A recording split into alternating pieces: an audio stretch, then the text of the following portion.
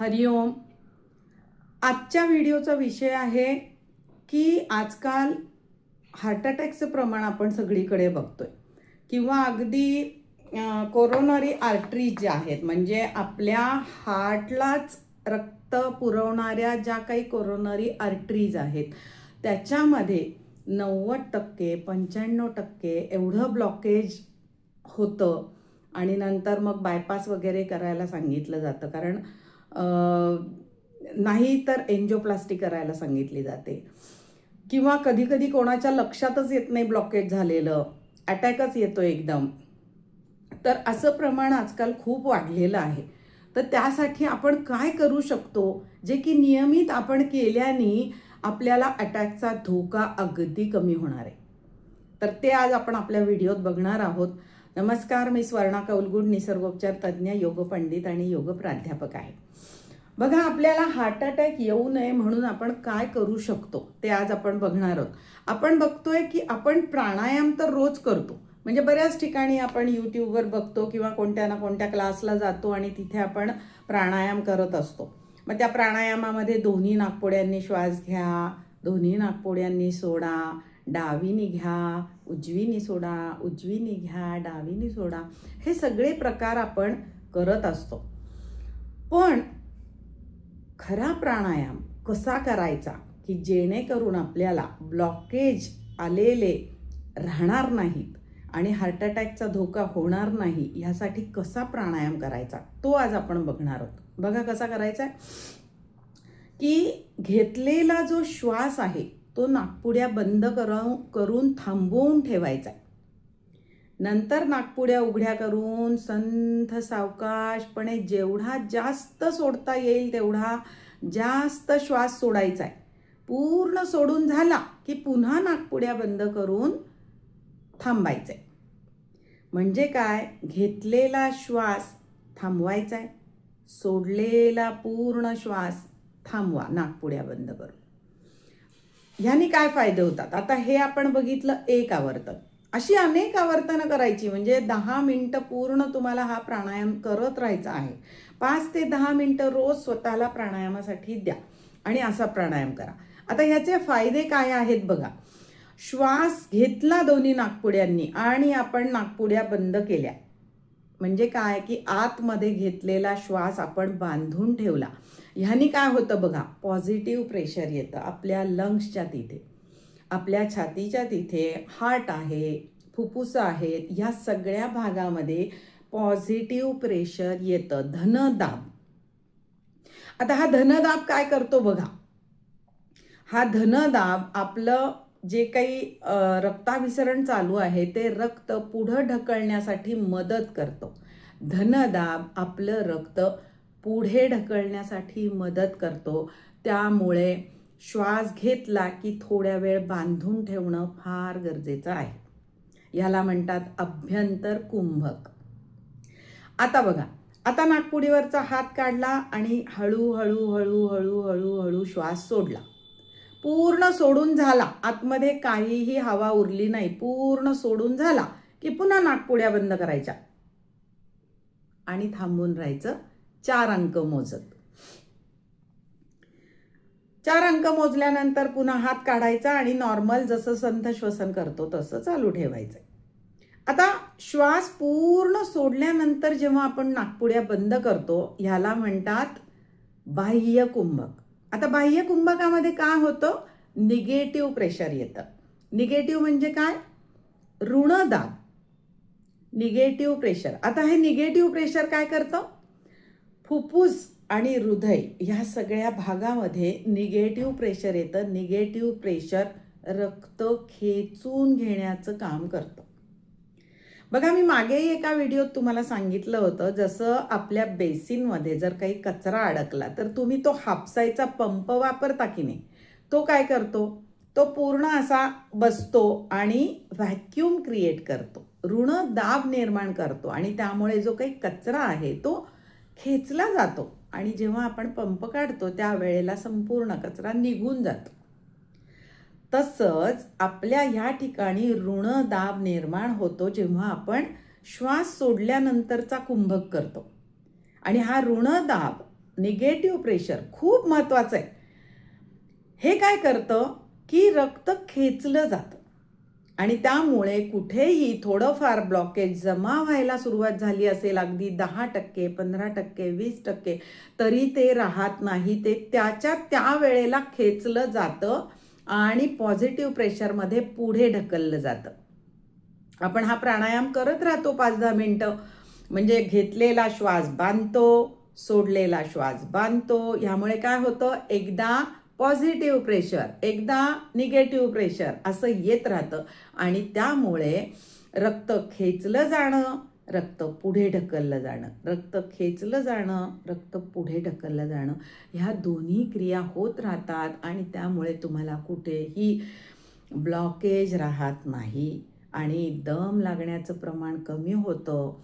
तुमचं हार्ट, तुमचे लंग्स याची कार्यक्षमता चांगली सुधारते. करून बघा असा प्राणायाम.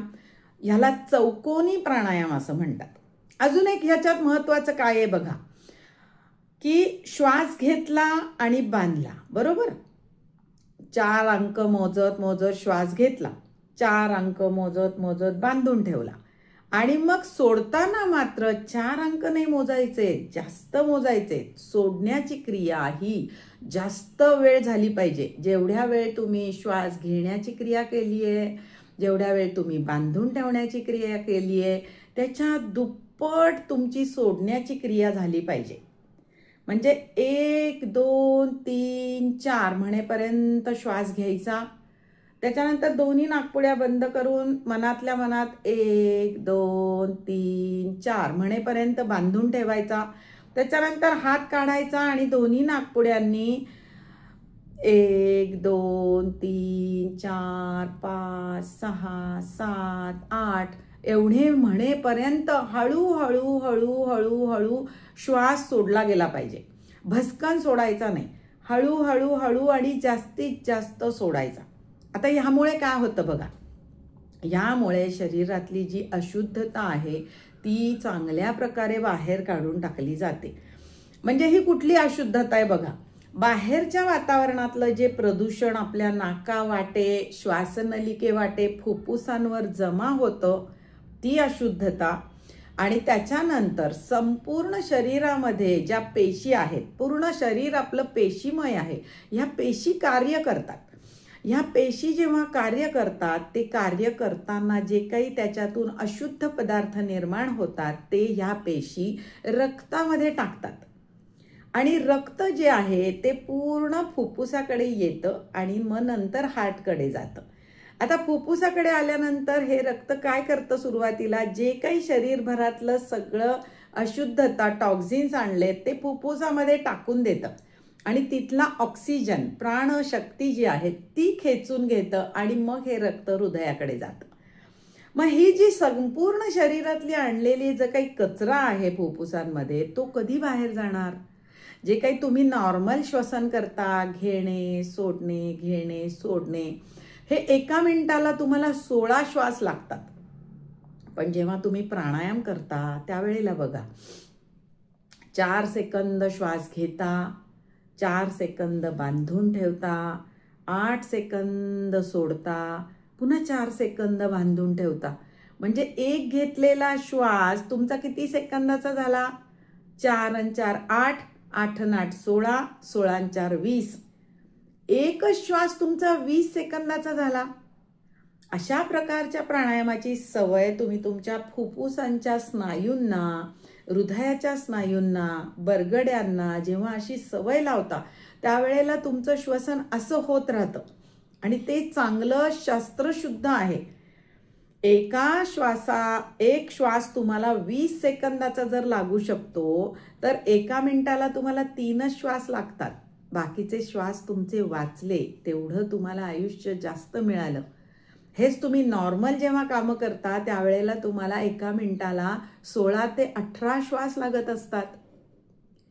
मग अशा प्रकारचा प्राणायाम जर तुम्ही रोज केला, अशा प्रकारची सवय तुम्ही तुमच्या स्नायूंना, बरगड्यांना, सगळ्या गोष्टींना लावली तर तुमचं श्वसन म्हणजे श्वास घेणे सोडणे इतकं छान सुधारतं, त्याची कपॅसिटी इतकी छान वाढते की तुम्हाला दीर्घायुष्य तर मिळतंच, पण तुमचं दम लागणं कमी होतं, तुमचं हार्ट ताजंतवानं राहतं, त्याच्यातले चारही कप्प्यांमधलं रक्ताभिसरण सुधारतं, म्हणजे रक्त खेचणे, रक्त पुश करणे, पाठवणे शरीराकडे हे चांगल्या प्रकारे व्हायला लागतं आणि तुम्ही दिवसभर एनर्जेटिक राहता. तुम्हाला दिवसभर कामं केली तरी थकवा येत नाही, उत्साह टिकून राहतो.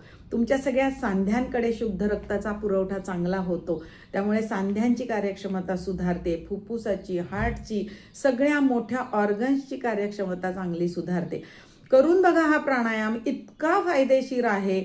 अभ्यंतर कुंभक करणं, बाह्य कुंभक करणं हे प्राणायामामध्ये अगदी गरजेचं आहे. तुम्ही नुसते श्वास घेणे सोडणे हे जर 10-15 मिनिटं प्राणायाम करत असाल तर त्याचा जेवढा उपयोग होणार नाही, त्याच्यापेक्षा कैक पटीने जास्त तुम्हाला या प्राणायामाचा उपयोग होईल. करून बघा, निश्चितपणे मला कळवा. आणि इतकी छान छान विषय मी तुमच्यापर्यंत आणते, तर तुम्ही लाईक करा, त्याच्यामध्ये कंजूसी करू नका, सबस्क्राईब करत जा, म्हणजे त्यामुळे मला मोटिवेशन मिळतं. भेटूयात पुढच्या व्हिडिओमध्ये. आता आपण पुढे हा जो प्राणायाम आहे, चौकोनी प्राणायाम, तो कसा करायचा आहे त्याचा पूर्ण आपण दिलेली आहे कृती, ती नीट व्यवस्थित बघा आणि नंतर तुम्ही प्राणायाम करा आणि मला नक्की कमेंट्स करा. धन्यवाद. बघा, साधी मांडी घालून बसायचं आहे. कोणतीही अवघडलेली स्थिती, पद्मासन, वज्रासन असं कोणतंही घ्यायचं नाहीये. साधी मांडी घालून बसायचंय. अशी पण जर जमत नसेल तर खुर्चीवर बसून जरी प्राणायाम केला तरी सुद्धा चालणार आहे. बघा, हा उजवा हात आहे. उजव्या हाताची प्रणव मुद्रा बांधायची, म्हणजे काय, अंगठ्याजवळची 2 बोटं मिटायची, मिटलेली बोटं ओठावर ठेवायची आहेत. हाताचा कोपरा छातीजवळ, पाठ मान सरळ ठेवायचे. ह्यानी काय होतं की 2 बोटांनी इकडच्या डाव्या नाकपुडी बंद करता येते, अंगठ्याने उजवी बंद करता येते, दोन्ही उघड्या करता येतात, एक बंद एक चालू करता येते. म्हणून प्राणायामासाठी ही मुद्रा बांधतात. याला प्रणव मुद्रा असं म्हणतात. आणि ही अशी कधी खांद्याच्या रेषेत ठेवायची नाही. अशी दाखव करून, अशी करायची नाही, ही खालीच असली पाहिजे, म्हणजेच आपल्याला 10-15 मिनिटाचा प्राणायाम करता येतो. जर तुम्ही हाताचा कोपरा वर ठेवून केलं तर अवघडल्यासारखं होतं, इतक्या वेळ हात वर राहू शकत नाही. आता बघा, प्रणव मुद्रा काढायची आहे. आता आपण प्राणायाम करणार आहोत. जसं मी तुम्हाला सुरुवातीला सांगितलंय तसं श्वास 1 मिनिट मी आता फक्त सांगती आहे, नंतर करायचा आहे. श्वास घेणे 4 सेकंद, घेतलेला श्वास बांधून ठेवायचा आहे 4 सेकंद, आणि श्वास सोडायचा आहे मात्र 8 सेकंद, आणि सोडलेला श्वास बांधून ठेवायचा आहे 4 सेकंद. चला तर आता बघा, सुरुवात करताना सुरुवातीला एक साधा दीर्घ श्वास घ्यायचा आहे. 1 2 3 4, सोडायचा आहे 1 2 3 4 5 6 7 8. आता श्वास घ्या 1 2 3 4, बांधून ठेवा 1 2 3 4, श्वास सोडा 1 2 3 4 5 6 7 8, बांधून ठेवा 1 2 3 4. चला, काढायचे हात. हे झालंय एक आवर्तन. थोड्या वेळ संथ श्वसन करायचं आणि पुन्हा पुढचं आवर्तन करायचं. चला, प्रणव मुद्रा पुन्हा एकदा जवळ ठेवायची आहे. दीर्घ श्वास घ्या 1 2 3 4, बांधून ठेवा 1 2 3 4, सोडा 1 2 3 4 5 6 7 8, बांधून ठेवा 1 2 3 4. हात काढा. आता हे झालं दुसरं आवर्तन. संथ श्वसन करायचं आणि मग पुन्हा तिसऱ्या आवर्तनाला तयार व्हायचं. चला, श्वास घ्या 1 2 3 4, बांधा 1 2 3 4, सोडा 1 2 3 4 5 6 7 8, बांधा 1 2 3 4. प्रणव मुद्रा काढून घ्या. संथ श्वसन.